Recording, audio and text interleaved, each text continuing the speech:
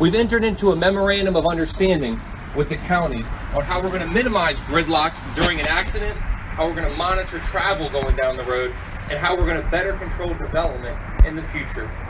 This is not just the 1-2 punch. This is a full court press for new methods on how we're going to address traffic and congestion along the corridor. Let me start with new procedures. How about ensuring a comprehensive accident investigation in about a third of the time traveling investigation takes? We're going to open up our roadways and minimize gridlock.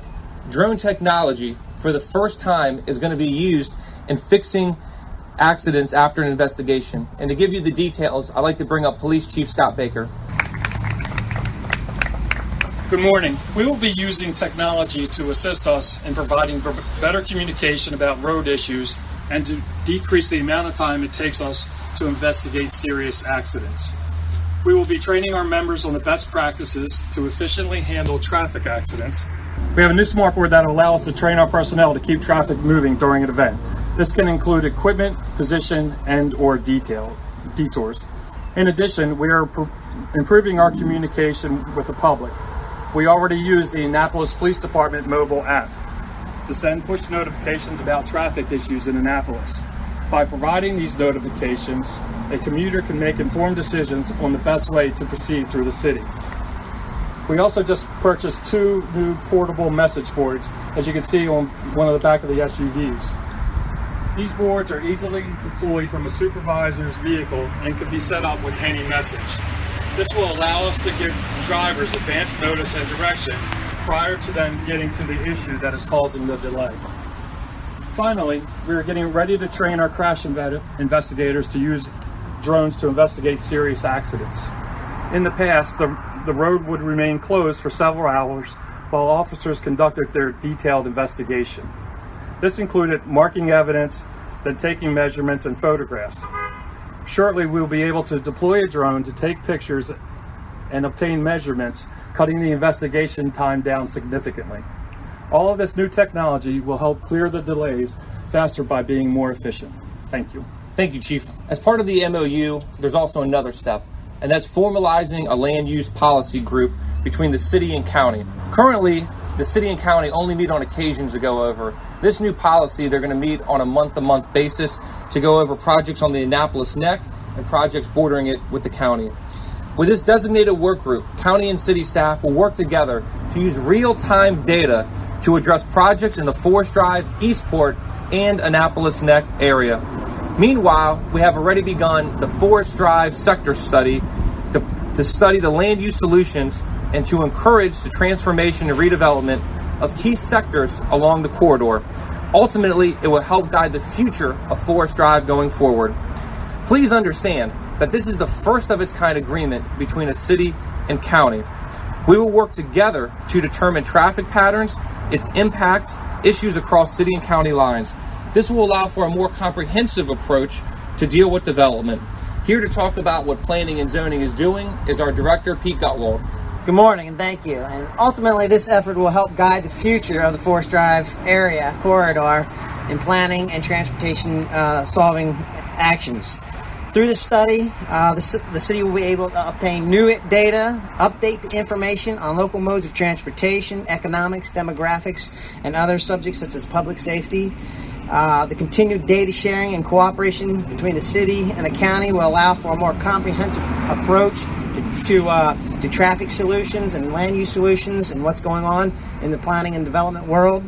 And while this planning team has continued to talk and will continue to talk to the businesses and locals and organizations requesting their input and to hear from them, I want to make an announcement about our public meeting coming up next week on September 27th from 6:30 to 8:30. We'll be holding an open house to hear more of those comments, questions, concerns from everybody who's interested in the Forest Drive corridor at the Pitt Moyer Center, located at 273 Hilltop Lane, and I hope to see you there. Thank you.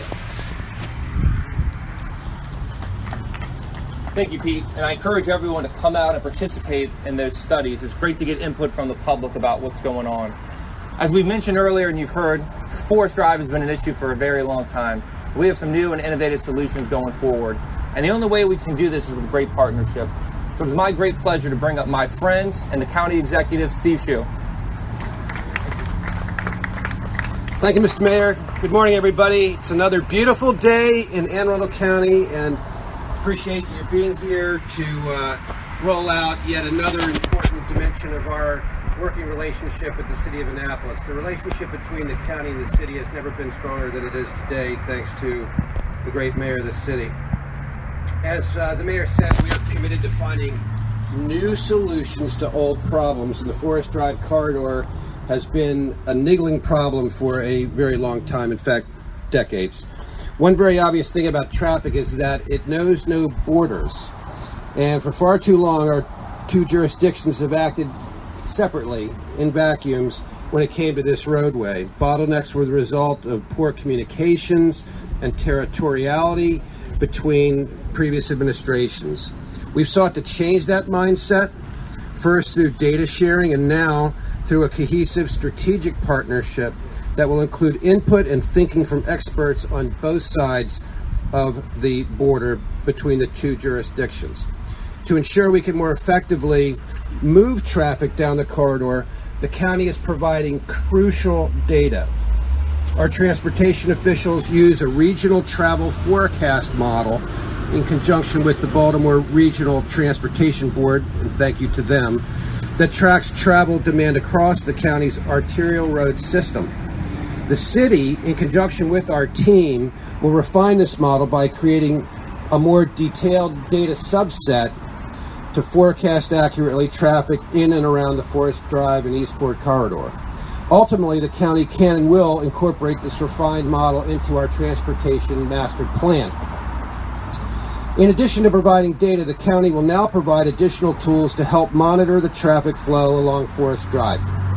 Currently, Forest Drive has limited camera and other traffic observation capabilities.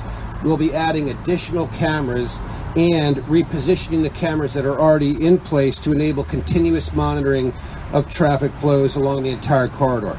This information will feed into a traffic management program that will provide real-time traffic analysis and will result in much more accurate and timely planning and response by public safety professionals. Ultimately, these tools and data will provide the city and county a master traffic impact model covering the entire city and the Annapolis Neck Peninsula. This will facilitate more comprehensive and reliable traffic impact and land use analysis, and most importantly, this effort will serve as a pilot that county government can apply to the other peninsulas around the region that face similar challenges. So working together, I do believe these strategies will help ensure a better future for our citizens from the city and the county who use this corridor every day, traveling to and from work and places of recreation.